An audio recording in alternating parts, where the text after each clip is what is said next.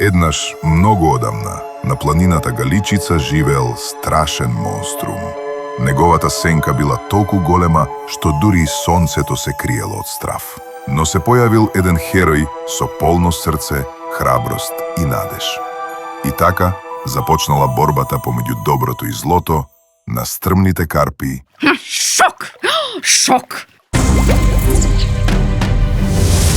Стрмните карпи. Па немаме време, како не разбираш. Херојот ја доби битката, монструмот падна и направи огромна пукнатина во земјата и во неа се разлеале водите и настанало Преспанското езеро. Ете, тоа е приказната. Но јас ќе го искористам ова како шлагворд и ќе кажам дека монструмот е се уште тука, составен е од ѓубре и името му е Дива Депонија. За тоа треба да зборуваме. Да бидам појасна. Зборувам за диви депонии кои не се организирани и настануваат од негрижа на несовесни луѓе.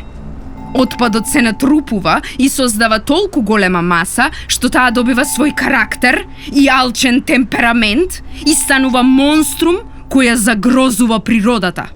Спротивно од дива депонија е санитарната депонија.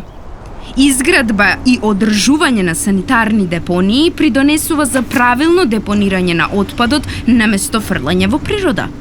Иако не е совршено решение, таа помага при управувањето со нерециклиран отпад, при одржувањето на заедниците чисти и го спречува ширењето на болести. Современите депонии имаат системи за управување со течноста и гасовите произведени со распаѓање на отпадот. Плюс, можат да генерираат енергија.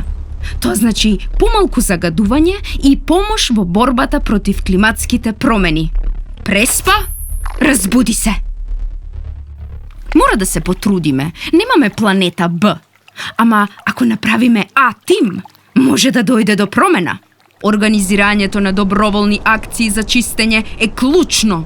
Вклучувањето на училиштата, еколошките друштва и локалната самоуправа може да направат голема разлика. Па не чекајте некој друг да го направи првиот чекор, па секој може да е херој. Постирајте на вашите социјални мрежи. Зборувајте за промени. Па организирајте настан. Па викнете и музика ако сакате. Па вие, луѓе, направете заедница која може да направи промена. И така, храбрите чувари на нашата Преспа продолжија со борбата за чиста средина. Веќе не стануваше збор за еден херој кој ќе ги спаси сите, туку станаа многумина кои со мали чекори заедно направија големи промени. Апсолутно се согласувам. Немам ништо да додадам. Се одјавувам.